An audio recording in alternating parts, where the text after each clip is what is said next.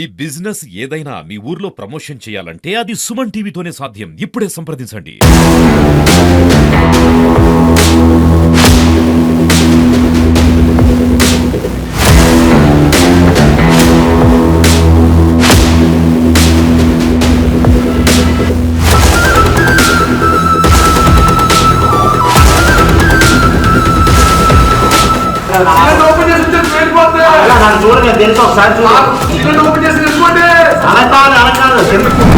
ఉంటూ అపార్ట్మెంట్లో అందరితో సరదాగా కలిసిమెలిసి ఉండాల్సిన ఒక వ్యక్తి ఈరోజు తన ఇంటిలో ఏదైతే తన సొంత ఫ్లాట్లో ఫైర్ అంతా చేసుకొని కుక్కలు పెంచుతూ ఇక్కడ మేకలను పెంచుతూ కోళ్ళు పెంచుతూ సో ఇష్టానుసారంగా బిహేవ్ చేస్తున్నారు. ఎందుకు ఇలా బిహేవ్ చేస్తున్నారు అని ఎవరైతే అపార్ట్మెంట్లో ఉంటారో వాళ్ళ అందరూ కూడా అడిగితే నా ఇష్టం నాకు నచ్చింది చేసుకుంటానంటూ కూడా ఆయన పూర్తిగా తన ఇంటి ఏదైతే ఉందో ఇంటి ఆవరణంతా కూడా ఫైర్ చేసుకున్నాడు.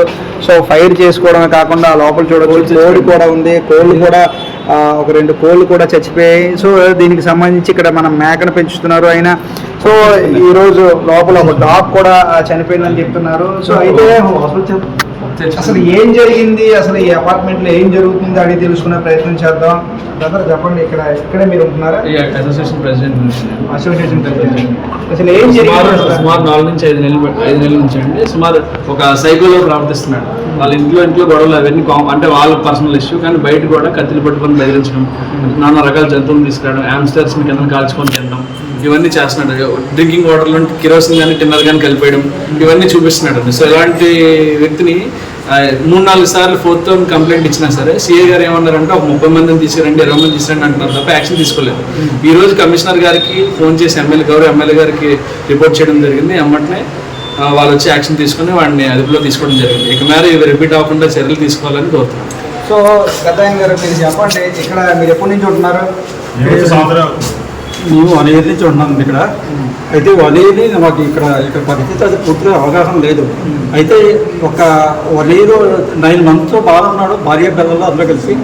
9 months తర్వాత భార్యతో తగాదాలు అయ్యింది. భార్యను కొట్టి తిట్టి హింసించిన తర్వాత భార్య భరించలేక వెళ్ళి పోలీస్ స్టేషన్ కంప్లైంట్ ఇస్తే పోలీసులు ఏమో పిలిచారు ఇద్దరిని పిలిచి ఆ భార్యకేమో కాకినాడ సొంత కాకినాడ పంపించేశారు. ఆవిడకి అతనికి మట్టుకు వెనక్కి పంపించేశారు. ఆ వెనక్కి పంపించేసిన దగ్గర నుంచి ఆ అపార్ట్మెంట్ల మీద పడతారు. అపార్ట్మెంట్ పర్సన్స్ తిరుగుపూరు మీద కింద ఫ్లోర్లోనే వాటి మీద మొత్తం అందరూ తిట్టడం, ఏదైనా వస్తువు పోతే అపార్ట్మెంట్లో తీసేయాలని చెప్పేసి ఆవిడ జరుగుతుంది అనమాట. ఈ రోజు జరిగింది ఏంటంటే మధ్యాహ్నం 1 గంట 2 గంటల నుంచి మొదలెట్టాడు. అంటే ఎవరినెవరినో తిడుతున్నాడు అనమాట. నా సెల్ ఫోన్ తెప్పేశారు, ఎవరో నా కోడ్ని తెప్పేశారు, అవి పోయినాయి, నా సామాన్లు తెచ్చిస్తారో ఎవరో అలాగని నానా బూతులు తిట్టి ఎవరైనా ఇలా తోవడం నడిస్తే చాలు.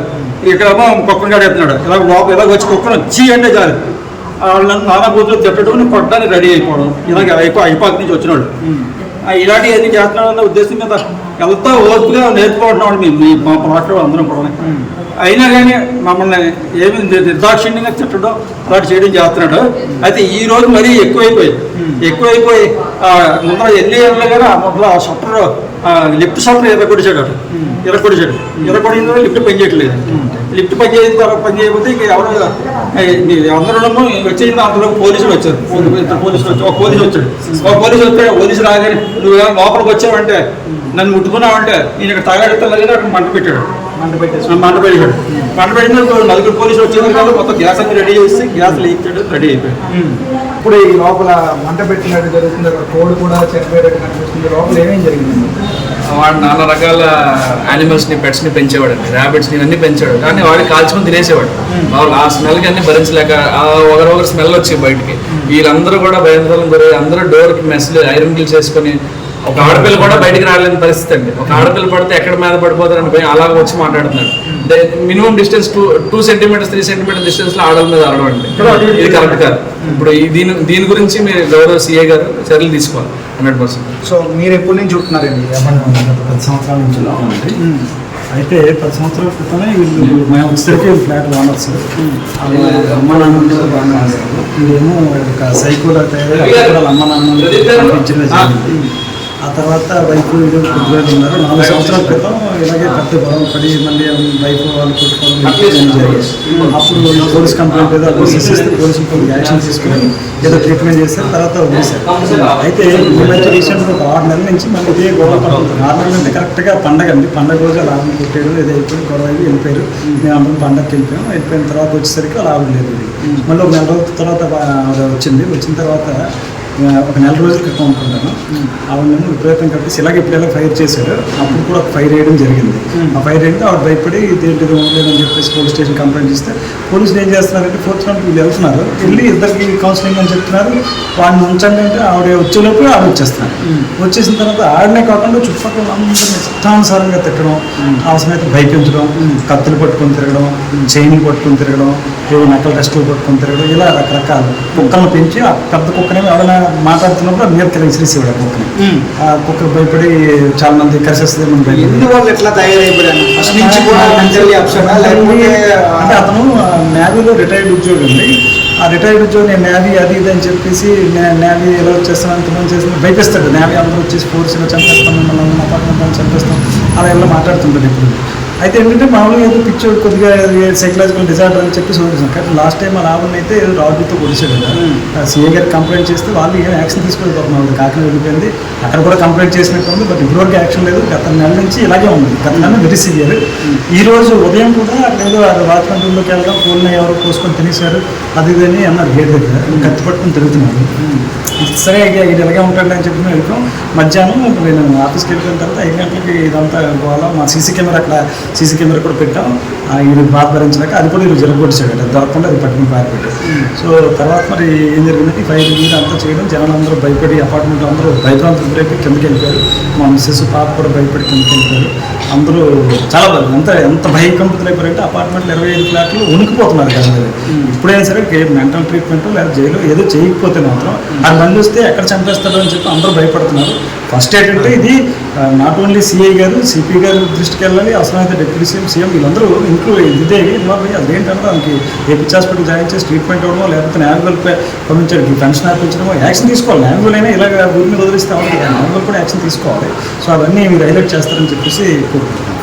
సో ఇది ఇక్కడ పరిస్థితి. ఇక్కడ మనం చూడొచ్చు మోగ జీవాలు కూడా ఉన్నాయి, ఇక్కడ మేక కూడా ఉంది. సో ఆ లోపల చూసుకుంటే కోడి కూడా చనిపోయింది. ఈరోజు ఆ లోపల కూడా మనం చూడొచ్చు, అక్కడ కోడి కూడా చనిపోయిన పరిస్థితి అయితే కనపడతా ఉంది. సో అలాగే ఇంకో కోడి కూడా ఉంది, కుక్కలు ఉన్నాయి, లోపల పిల్లులు ఉన్నాయి.